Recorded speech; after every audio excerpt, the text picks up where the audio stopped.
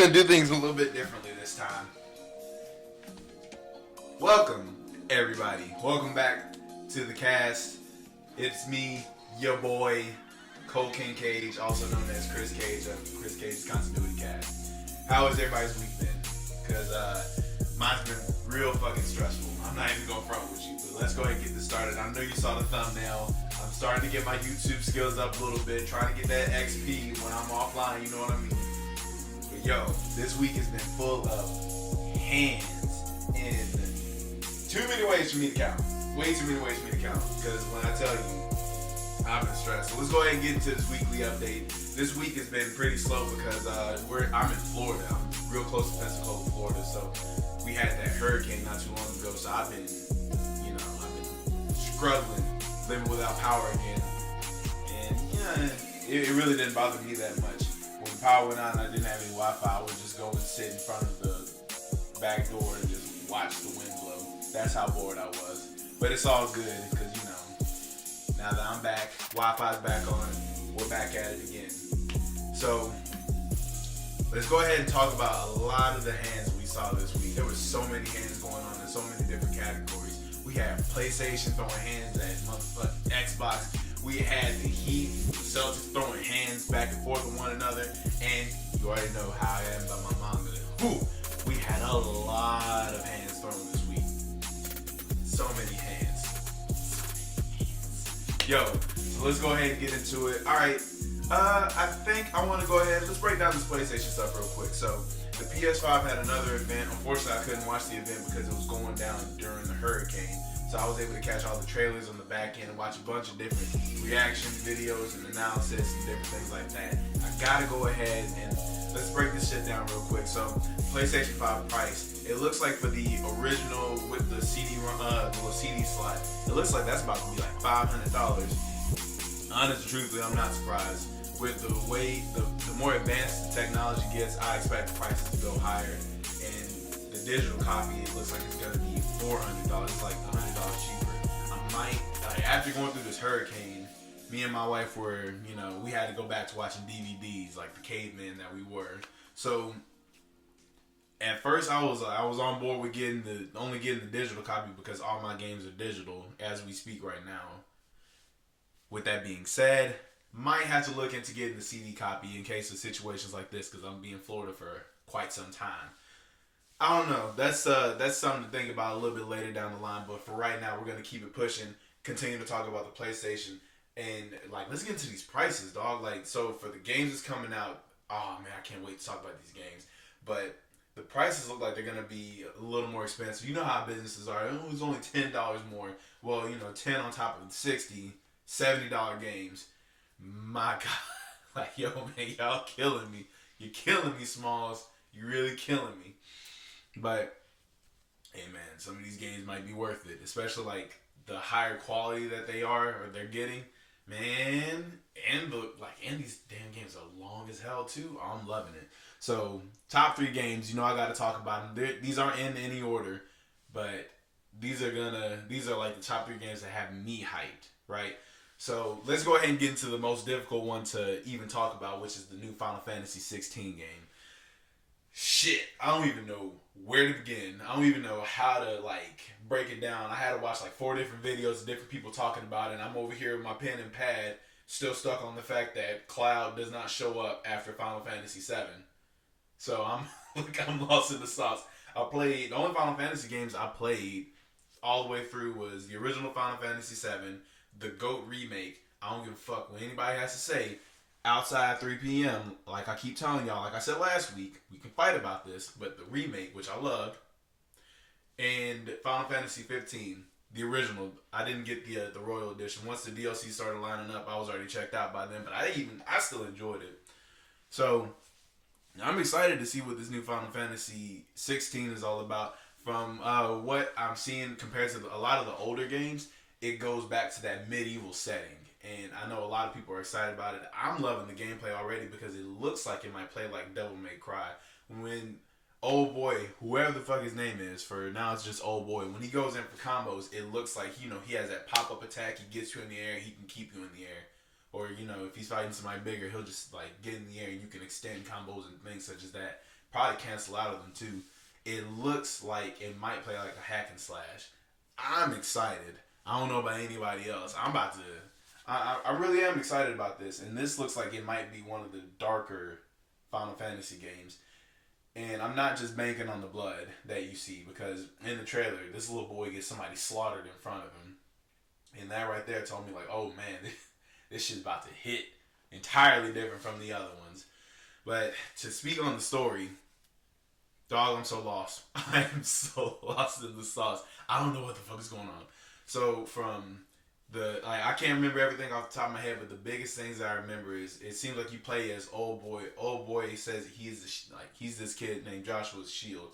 Joshua looks like this royal type who has everything catered to him, but he doesn't seem like a very ill-tempered boy. He seems like he might want to do good in this world. So that dude is supposed to be protecting him.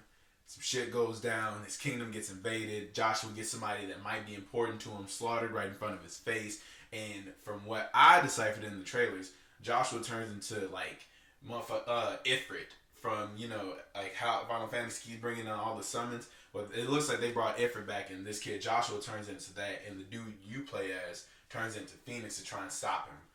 I don't know. This is me just trying to like piece things together.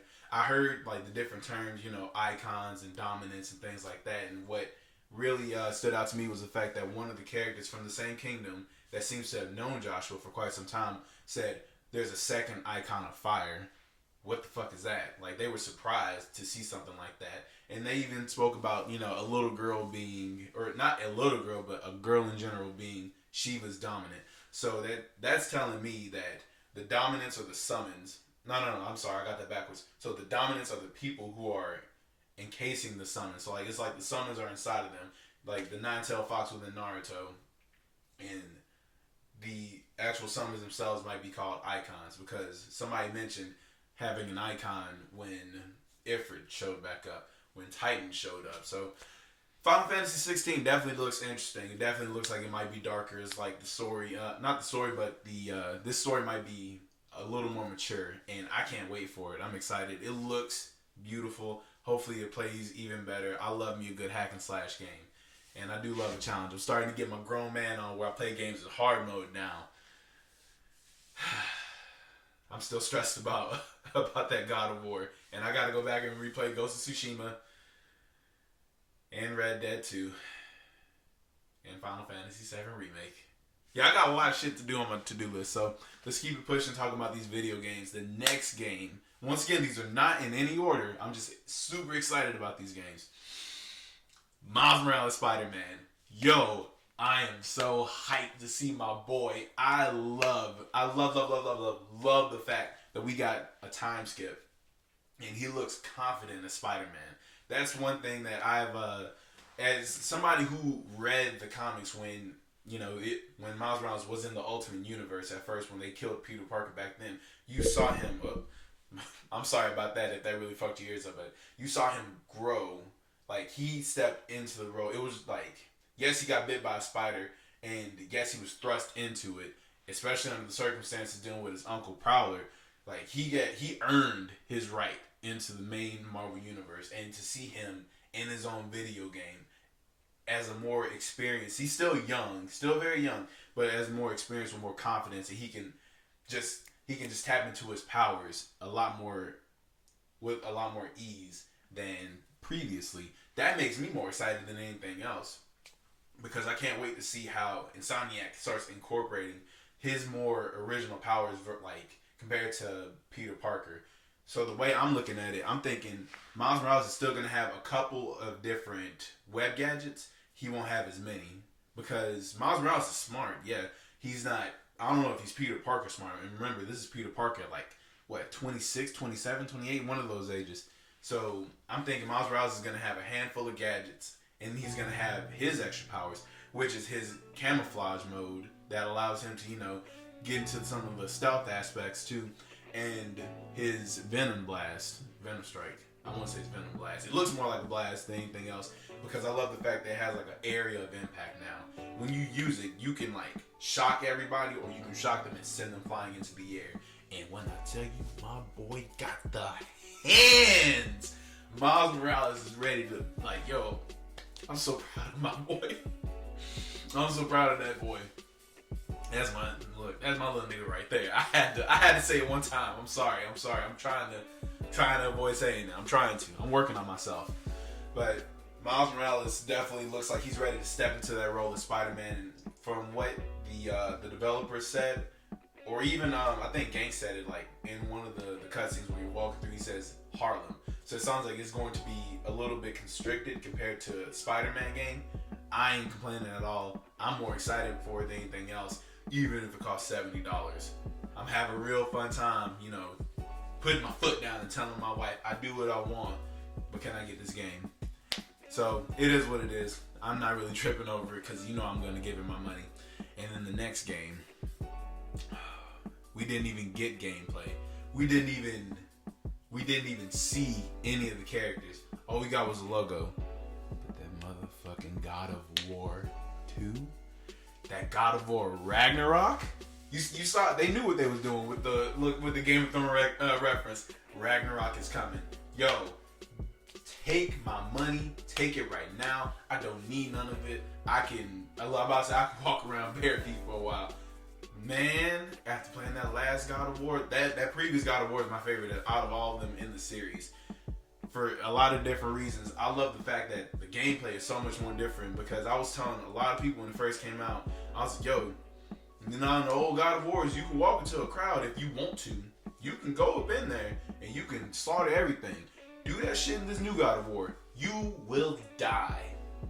Like I had to come to Jesus moment one day while I was playing the game. I think I made it to like Alfheim. I was fighting the Dark Elves, and I paused the game and I was like, man, this shit is hard on medium. Like I had it on give me a balanced story, and I really sat there on the main menu considering putting it on easy, but my pride wouldn't let me. And that's not even like I gotta go back and play Give Me God of War. I have to do that before this next game comes out because I really want to try and relive that excitement that I had like playing this game for the first time. I loved seeing Kratos in this new role, especially having to open himself up a little bit to Atreus because Atreus needed him. Atreus needed to have that type of relationship with his father so he could grow into his own because he's going to need to, especially with the Asgardians being the dickheads that they are. Because that main Thor at the end of God of War, Thor's coming. And that fucking hammer looks like it's about to be a goddamn problem. I can't wait to take it. Hopefully we can take the hammer. I can't wait to see Kratos with the motherfucking with me in there. But that God of War trailer right there, I can't wait to see what happens. From what it looks like to me, it doesn't look like I don't think Atreus is gonna age up that much. I hope they bring back the same actor. That kid actor that played Atreus was phenomenal. That kid, he kicked ass. He was amazing. I don't know if he did any of that stunt work, but watching my boy barely be able to shoot bows and arrows at deers and shit to jumping off a motherfucker and shooting him dead in the face, I was like, that's my boy, my son. Look, I was out here talking shit to everybody in this damn game. Don't you ever come near me or my son again. Damn, man, I love that game. But now we gotta talk about games I didn't love too much. Now we gotta talk about games I did not love too much. And games I didn't love too much. This Miami and Celtics series. Ooh, boy. My stress levels are up. I am stressed, dog. I'm going through it. I'm out here feeling it every single game. And the worst thing about it, is I cannot hate this Miami team. I am enjoying watching these boys play ball. These motherfuckers are some goddamn hoopers. And maybe this is just my bias, but I love Jimmy Butler. Jimmy Butler is a dog, and he has a very infectious personality where he shows me he's a great leader, and at the same time, he holds himself more accountable than anybody else. He'll hold you accountable, but that's like it reminded me of how Michael Jordan was in The Last Dance. I can't remember which episode, but he holds everybody to the same level, to the same standard. He's the one running. He's making it first in line, doing suicides. I can imagine Jimmy Butler doing the same thing. I can't speak on that experience because I don't really I'm not at the practices though. But like everything that the Clippers was supposed to be, that's what Miami is. Miami is some motherfucking dogs, and it really is horrifying, horrifying watching the Celtics play them because that offense is too good. The offense is just too much. Duncan Robinson, no shit. Duncan Robinson and Damian Lillard, they kind of gave us that Steph Curry and Klay Thompson that we were missing for these playoffs. And goddamn, is that, like, as a Celtics fan, it's fucking annoying because he doesn't need a lot of space. And I love the fact that so when I shoot a jump shot, when I see a lot of people, especially on the Instagram, shout out to Form Shooting on Instagram, you'll see a lot of people dip the ball down and then come up and up through the shot. Obviously, I'm not going to shoot like that, but that's how a lot of people shoot, at least from what I see. Duncan Robinson don't do that. He shoots it, like, he'll catch the ball up here and he's already in the shot. That right there, and the fact that he practices that's his pregame routine. He didn't shoot that good at the beginning of the game. If you look at his box score isn't that impressive. But just in game 3, he just lit up the Celtics within the last 2 minutes. Like, Miami has nothing but fight in them if there's anything else.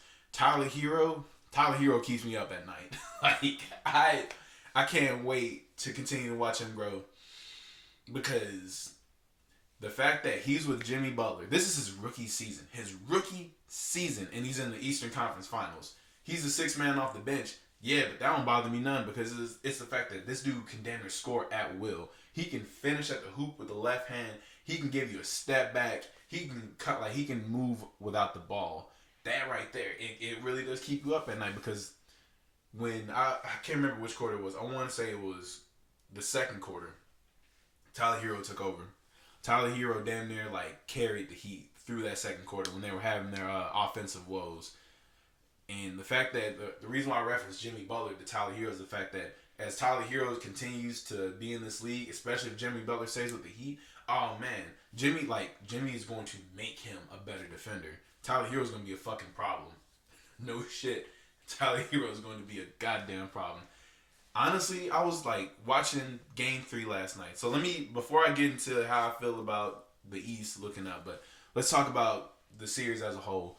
Miami has been punching the shit out of the Celtics. The Celtics finally, slipped one and gave them a hit back. But Game 1 and 2, the Celtics will go and get a double-digit lead.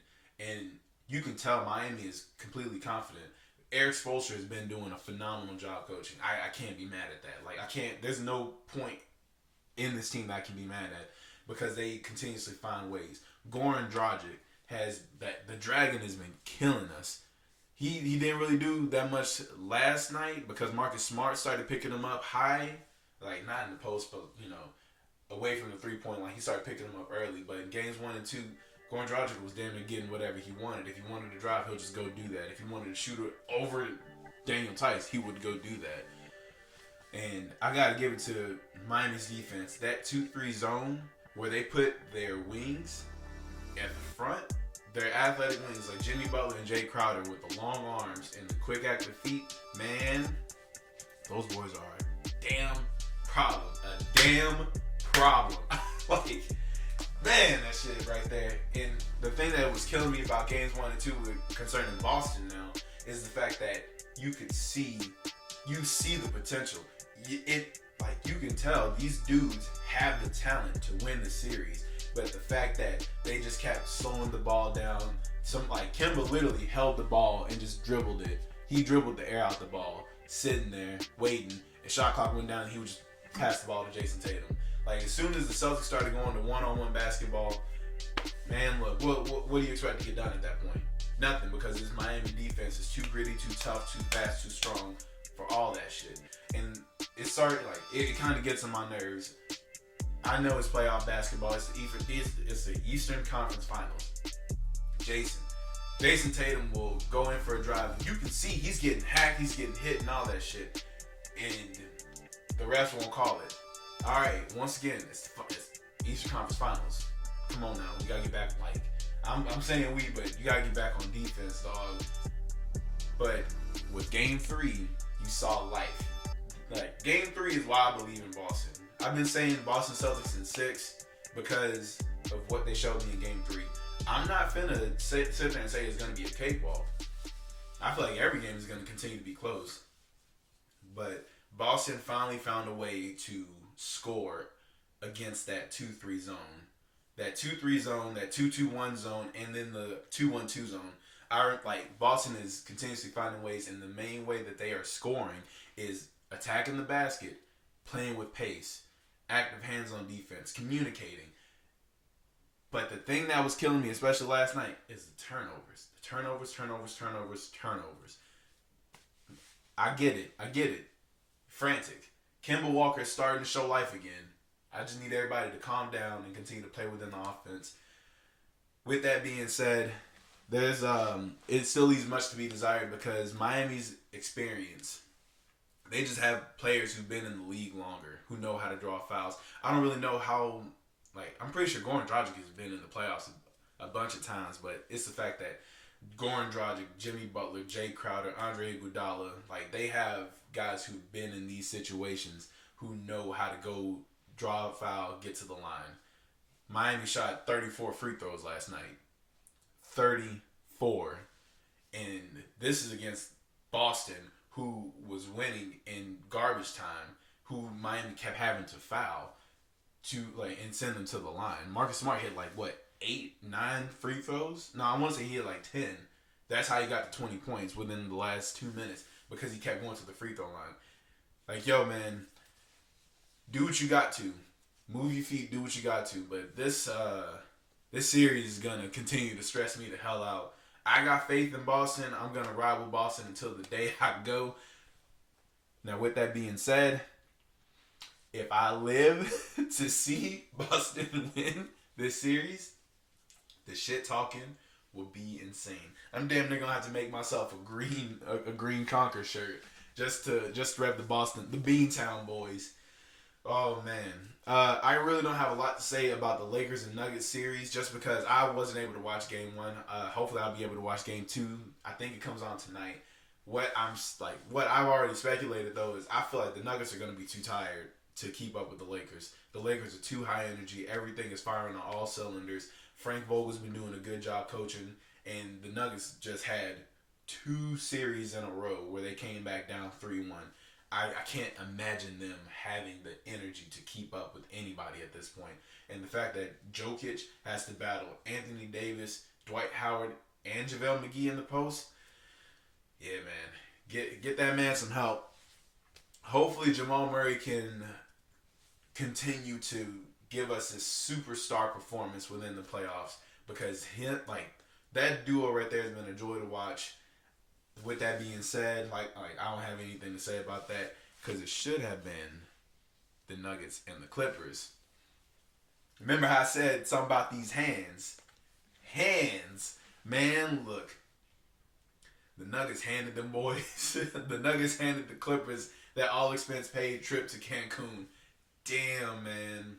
I was banking on the Clippers, too. I was on Facebook talking that good shit, saying how the Clippers are going to be the ones to make it to the finals. And the Celtics were going to win. But it really does, as much as I want to see Doc Rivers shine, as a Celtics fan, damn, man, it really does fuck me up. The fact that they had all this hype. Now, I dropped my phone. We had all this hype. We had everything going. They had all this hype. Paul George during the season was playing good. Kawhi Leonard during the season was playing good.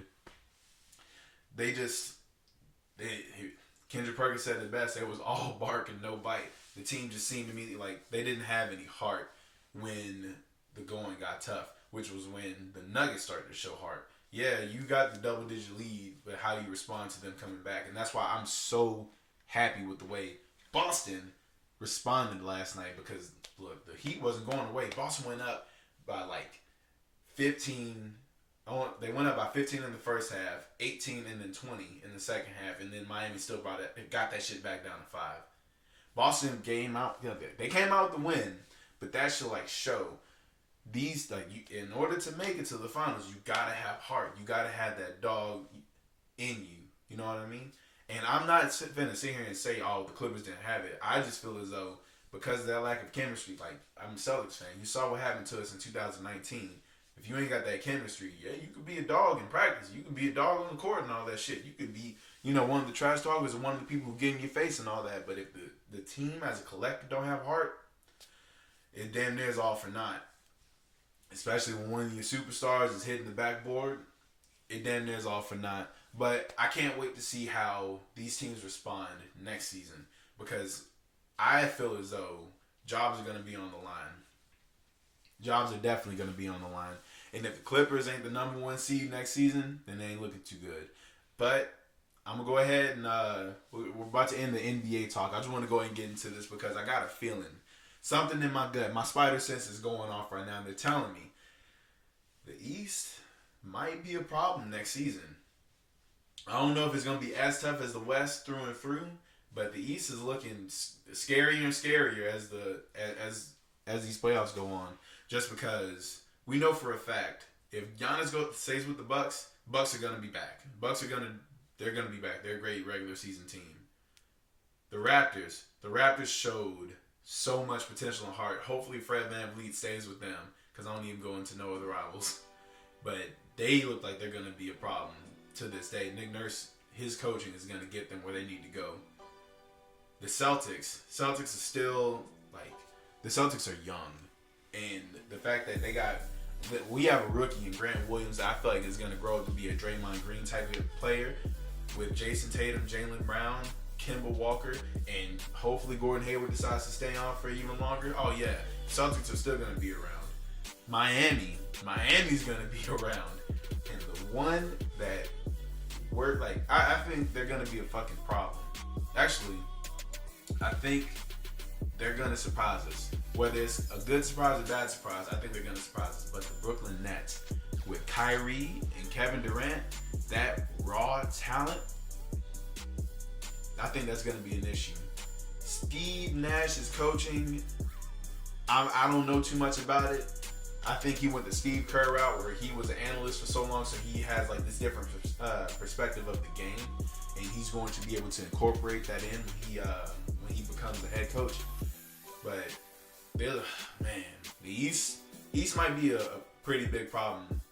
And I'm gonna give a little bit of praise to the Orlando Magic. The Orlando Magic have been plagued with injuries, but I know the West is still gonna be the wild, wild West. They still got problems, and the one that I think should worry a lot of teams is that Phoenix Suns team. The Phoenix Suns are gonna be back. The Trailblazers have a hard problem with injuries, but I think they're gonna do some good things next season. I can't wait. I cannot wait for the next season. So I can't wait for these finals when the Celtics win it all and we raise banner number 18. See how I'm speaking these positive things into existence? So let's go ahead and move on to the next topic. We're going to keep sticking with sports just because I told y'all. Can't nobody say I didn't tell nobody. Cage predicted it. What happened to the Philadelphia Eagles? We lost to the Washington Football Club, football team, whatever the fuck it is. Whoever they are, we lost to them. And it really does, it pisses me off. Well, I'm not going to say it pisses me off because, they don't pay me, but it irritates me because why in the hell have we been struggling so hard with injuries since Doug Peterson has become head coach? Somebody brought it up. They was like, as much as the Eagles fans shits on Chip Kelly didn't really have to worry about injuries. Man, look, the Eagles have been plagued with injuries. And in my opinion, we lost that first game because the injuries. Carson Wentz got sacked 8 times. He got sacked over 5 times. Bro, we don't have Brandon Brooks, we don't have Andre Dillard. Our offensive line is fucking struggling. And then our running backs aren't really blocking the best either. So Carson Wentz, hey, look, man, I knew that that elusive magic was going to run out one day. And it really does break my heart because it looks like if we can't get the proper blocking, it looks like what happened with Cam Newton, how his injuries kept stacking up because he kept getting sacked, that's going to end up happening to my team, man. And that right there irritates me because I feel like Carson Wentz is one of those players who gets shitted on all the time whenever the going gets tough. But when he shines, crickets. Nobody has anything to say. So I think the Eagles play the Rams today. they said that, well, Lane Johnson said he's playing. He said he's playing. And, oh man, I can't remember our running back name. Y'all got me so nervous I can't remember nobody's name. Fuck. Miles Sanders. Oh, there we go. Look, saved by the bell. So Miles Sanders also is confirmed to play today. So we're going to see how that goes. My confidence in it is I'm very wary because a lot of the plays I got to put on Carson Wentz too because, yeah, you're under pressure, but you are a seasoned quarterback. And some of the passes that you were throwing, it just showed like that, you know, there's still some chemistry that needs to be built between the quarterback and these rookie wide receivers. But I got faith. Philadelphia's going to win the Super Bowl. Already confirmed it. Don't even worry about it. Philadelphia's going to win. Like I said, we're getting all our injuries out the way. That way, when shit starts to pick up, oh yeah, we're good. No more injuries for the rest of the season. Right? Right? All right, y'all. Oh, man. I'm feeling it. I feel good. I'm starting to love this shit all over again because I'm starting to get my rhythm down. So y'all remember how I said something about these hands, right? That's the theme of the whole show today. These hands. Let's talk about some manga. Let's get into some manga discussion. Actually, let's talk about anime first because the anime that I meant to mention during the weekly update was I started the God of High School. God of High School's English dub finally dropped, and when I tell you, boy, the hands are fucking real. I can't pronounce nobody's name, so please don't ask me to do that. But the hands are real. These motherfuckers are going at it. And when I tell you, my body can't contain the excitement. I be hyped watching these shows. It's just exciting. I love the fact that these animation studios are now looking outwards. And they're going to, like webtoons, Korean stories to tell with this animation. And I can only imagine how far out they're going to look and where else they're going to go with these things. But man, the fights in that show look amazing. And I'm only 2 episodes in, so I can't wait to continue to watch the show. And speaking of watching shows, gotta update you on The Boys. So me and my boo baby, me and my waifu, we made it to episode, I think we're on episode 4 of The Boys. Last thing we saw was Stormfront slaughtering a bunch of people in the building, and then she drops a couple racist bars, so you know she's getting canceled, and she killed Kimito. I hope I pronounced her name right, but Kimito's brother. So I cannot wait. I can't wait to see what happens next. I keep saying how much I love the fact that the episodes are the seasons are only 8 episodes long. It makes you want more because of the writing and the atmosphere and the intensity behind, and especially the comedy. Man, as much as I love to hate Homelander, that's a funny motherfucker. Can't stand his ugly ass. But the show itself, I can't speak highly enough of it. My wife started Ratchet yesterday, and I don't want to watch it because I haven't actually sat down and watched One Flew Over the Cuckoo's Nest. I know of the story. I have the basic gist of it. I saw the trailer, and I actually, years and years and years ago, I saw, what happens at the end. But it's the fact that I haven't seen it that, I feel a little bit disconnected because this story is supposed to be a prequel to show how, or, show the character of Nurse Ratched. And then One Flew Over the Cuckoo's Nest shows how she is in this different setting. But it is what it is. I'll let my baby watch it, and, she'll tell me her thoughts, and maybe that'll be a discussion for another day. I don't really know. Let's push on. So, back to manga. Boy. Oh, man. The fucking hands have been real. And I'm going to keep saying that shit over and over again. Yo, let's start with Chainsaw Man. So, Chainsaw Man, chapter 64. Man, look. When I tell you the fucking hands. Not a lot of hands were thrown, but it's the quality, the sheer quality of the hands. That's what makes it different in this episode. So we start the episode off, and I just find it interesting. So when Chainsaw Man returns from hell, and he's in a different building, it looks like he's a ways away, and he has, I want to say it's like intestines wrapped around his neck and his torso, like his chest. It reminded me of a leash, and when Makima is just, she just has this look on her face. I can't tell if it's a look of confidence or not, but she just has this calm look to her. and she basically tells Denji to come here, and when he does, he fucking slaughters her. Like, she body parts everywhere. It's like, as much as I don't know, I'm not gonna say it's anticlimactic, but I for damn sure didn't see that shit coming. I'll say that it was definitely a surprise. I feel as though she's not dead, because if she was to die, it'd be something much, much, much larger than that. It'd be more dramatic, with much more weight to it, especially after what Denji saw that she did to Power, and how she did Aki, and all these different, especially after that explanation of why she did it. So then we find, we see Kobeni. Man, I hate mispronouncing names. I should have waited for the anime to start, but we find Kobeni, and she's working at this weird ass fast food restaurant.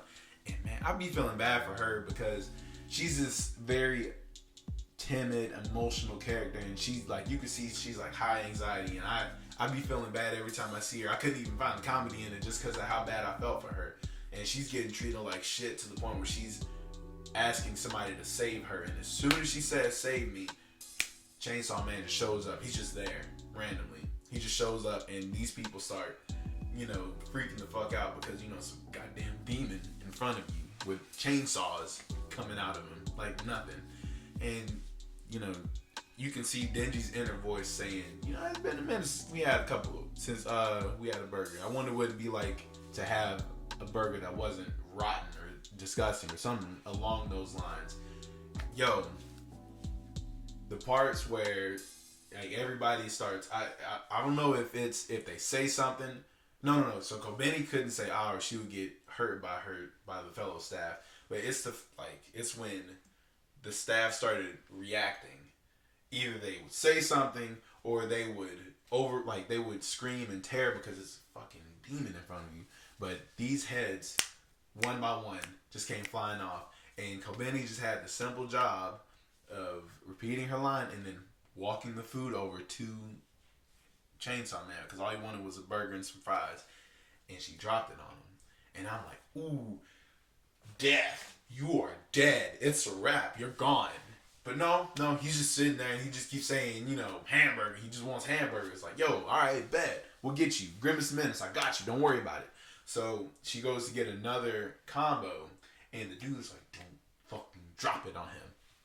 Whatever you do, don't drop that shit.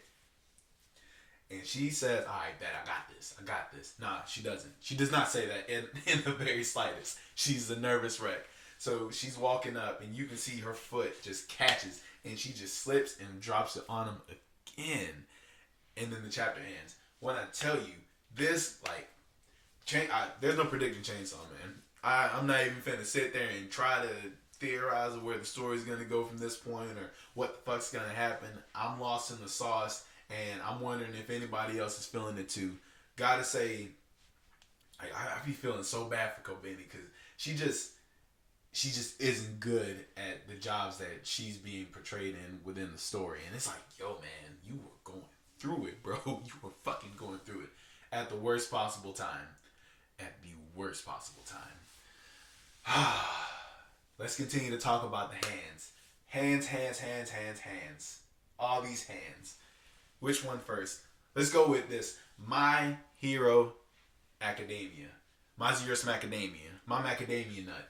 Yo, the fucking hands that are being thrown. Y'all see my son? My emotional boy, Deku. He's growing. I can't look. He keeps growing, and it's so exciting to watch. So the chapter starts off with where the last one ended, obviously, where Deku has launched everybody in the air, and especially Shigaraki, to keep him from touching the ground. Because if he touches the ground, it's a wrap. It's all over. Everybody is dead. Dead. Not coming back. It's a wrap. It's done. Game over. Game over, man. And we get a flashback where we see Midoriya, with his poofy afro, because he's been training with Bakugo to control the Black Whip even better. So the goal of the training was Midoriya has to use the Black Whip to catch Bakugo. Bakugo just has to touch Midoriya. Obviously, he ain't finna touch him, about to blow the shit out of his face. That's Bakugo. But you see Midoriya go to, some classmates to try and figure out how to use whips even better. He goes to the tape boy. Really wish I could remember his name, but he goes to Kinesio Tape. Yeah, that's his name now. Kinesio Tape. He goes to him and he goes to Sue and he's like, you guys have like these whip-like features. How do you do X, Y, Z, and ABC? Like, he's going to seek information. Really reminds you of how Naruto wasn't afraid of letting other people teach him how to do things. And you see him, they just fill him with information, and you see him being bright and jovial.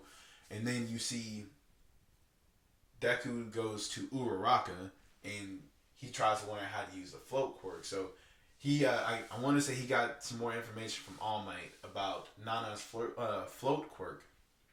And she starts to teach him some things, and he figures out he can use Air Force to propel himself all over the place. But the main thing about it is the fact that he's already trying to figure out how to control his body while in midair. So when we see in real time Shigaraki versus Deku, it doesn't seem jarring. It's like, okay, he already has had some type of training trying to learn how to do this in a very, in a controlled way. But with the stakes this high, Deku's going all out. He understands the gravity of the situation. He's attacking full force, 100%, going at it. But that's the juicy ending. That's the juicy ending. We got to get to the middle. So in the middle of the chapter, we have this conversation with Bakugo and All Might. And Bakugo just starts to, he really reflects, and you got to give it to him. He's probably like the second best character in the story. Or him and Todoroki are tied for second best because Endeavor's got number one character development. Todoroki and Bakugo are a strong number two just because both these boys have been through so much and you see them grow from when we first met them. Bakugo being the asshole bully, and he even admits, he was like, because I've seen, watching Deku be the way that he was, to see how much he's grown, out of my own weakness, I bullied him. And All Might's like, alright, so you, it seems like you're trying to atone for that. And Bakugo admits, he's like, I trust him. So when just hearing Bakugo say that shit, it's exciting because you're like, look at my boys growing into men, to the greatest heroes in the world. Just hype, man. And then Bakugo shows how bright he is, or how he's able to pick up on little things.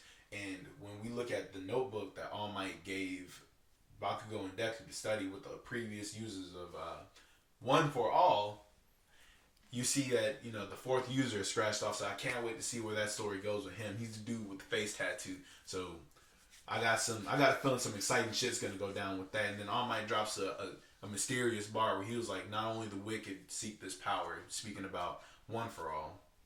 So overall, the chapter looks dope. Man, that artwork was insane. Especially at the end when Midoriya is just launching this is it, 100%, all I got attack against Shigaraki. But we know it's not going to end well. Because Gigantomachia is on the way. And that man, Gigantomachia, with that transformation, done.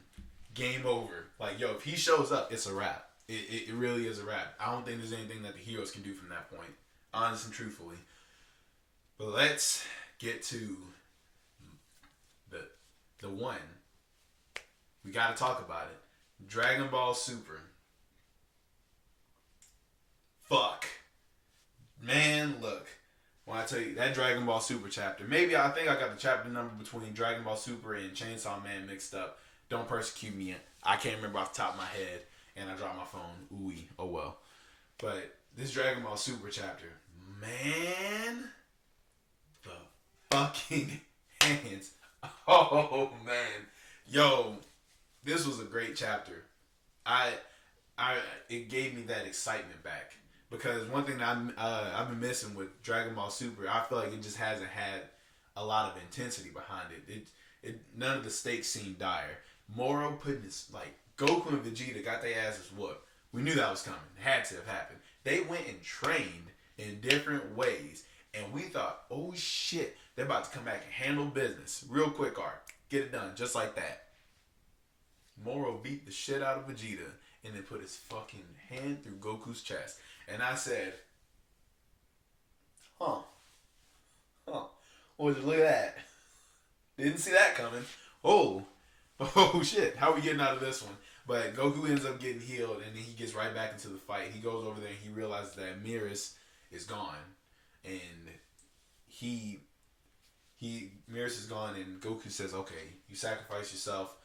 Now you no longer exist to save our universe." And he asks Jocko, he's like, "Oh, yo, why'd you become, a member of the motherfucking Space Force? Yeah, United States Space Force. Why are you in that?"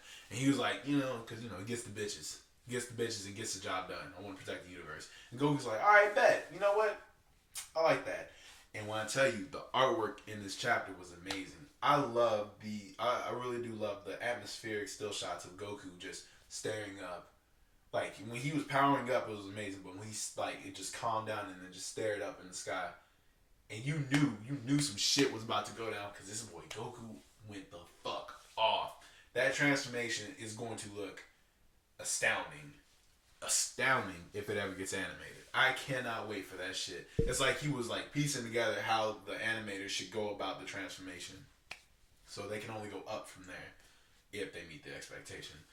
But seeing perfected Ultra Instinct, mastered Ultra Instinct, whatever you want to call it, silver hair, it's great to see it come back, because from what I've been reading, a lot of people are saying like it's a technique. So because it's a technique, it really harkens back to Goku being a martial artist, and it's fucking great. It really is. This man Goku, mastered Ultra Instinct, might be up there for favorite forms, because this dude really came out the gate. At first, Super Saiyan Blue, he did the 1-inch punch, and I thought that shit was hard. Nah. Motherfucking mastered Ultra Instinct, he went full Neo. Full Neo. Not even looking at him, just block. Just think about, yo man, what we eating tonight? I'm trying to figure out. Damn, did I leave the stove on again? Nah, I'm good. All right, I'm good. Oh yeah, we still fighting. Like, he literally just, Goku's calmed down and he's letting his body do all the talking for him. This motherfucker is a problem. I think my favorite part was when Moro went to attack and Goku used the God Bind and held him up in the sky and just sat there. And he just shoryuken the shit out of him. He just charged that shit up, got him dead in the stomach, and you see the impact through the whole planet. Oh man, that shit was hard. But I don't think that was my favorite part. Or I've been saying it's my favorite part. The whole chapter is my favorite part. I think one of the main things I loved about the chapter was the fact that Goku asked Jocko, he was like, yo, is he still sentenced to death? Oh, good. And even though Goku had already said earlier in the chapter that he was going to fight on behalf of the United States Space Force, he went ahead and he ripped off his gi and said, I want to fight him as an Earthling. But the chapter in itself, it really did give me those old Dragon Ball Z after Frieza saga, when Goku tried to help Frieza and Frieza ended up, trying to fuck him over, and then he came back to Earth anyway. Goku said, all right, bet. These motherfuckers need to die. Everybody's got to go. Kill everyone. Except for Boo. For a reason, I think. But you can see Goku, it's like he returned to, yeah, he can be that jovial, great character that we like, but then he can get serious, and alright, you gotta die. I can't let you slide for what you did. You need to go. There's no say, there's no good in you. But it was great to see that come back, especially when Goku it's like he just, had his mindset on ending this motherfucker's life. So I think in the next chapter, I don't think Goku's gonna let him slide. I really don't think that. I think Moro is too much of a threat. Way too much of a threat for Goku to just let that shit ride. So I think Goku's going to take him out in some type of spectacular fashion. But it was really great to see, that Goku come back. And once again, for the fourth time in the video, one of the main things that I loved the fact that, Goku, he said, I'm going to fight on behalf of the universe, to protect the universe. That shit reminded me of that old school Funimation dub, that old Dragon Ball Z, I am the hope of the universe. Yo, evil to you. This motherfucker really went back to the old Japanese Superman, and I was hyped, bro, because that's the Goku I grew up on. It might not be what Akira Toriyama wanted, it might not be what was in the original manga, and that's just something I gotta deal with. It is what it is, but that nostalgia that hit me, the fact that Goku, it was like Goku is back. This is the dude that you can turn to. Not only is it just wait for Goku, but he's not that, I'm just looking for a fight. He ain't that type of dude no more. He's like, alright, I got something to protect. I'm about to fuck you up, and then I'm about to go ahead and go sit in the sauna and relax. And and then talk on this post-game press conference. Like I said, man, these chapters this week have been great. Even though no GOAT piece came out, and I know the Attack on Titan chapter came out, there was so much to unpack in that. I just didn't want to try and shove it into this video. But man, look, we got some really good manga chapters this weekend. It kind of makes me sad that we gotta wait 2 weeks for another My Hero Academia chapter and a month for another Dragonball Super chapter. But it is what it is. Yo, so I think that wraps it up for this video, man. Look, we did a lot of talking today. Like, the rhythm is getting down packed, and we're starting to make these videos longer and longer. So if you sat through this whole thing, I do appreciate you. If you just showed up and just skipped to a certain part, hey, I appreciate that too. I just thank you for involving yourself in this and, you know, being a part of this with me, walking on this journey with me. So let's go ahead and get into some of these promotions and whatnot. So this shirt right here, this Conquer shirt, I do not have any tank tops. I'm only selling t-shirts. And the colors, once again, are black, that Tar Heels baby blue, and then red. It's not literally Tar Heels, so please don't copyright me. But it's the baby blue color. And then I'm selling Chaser shirts. If you're interested, hit me up on my Businessgram. All links will be in the description. Every single link that you can find. If you want to support my channels, do not hesitate to go ahead and click on that Patreon. And whatever tier you join is your tier. I appreciate any kind of donation whatsoever.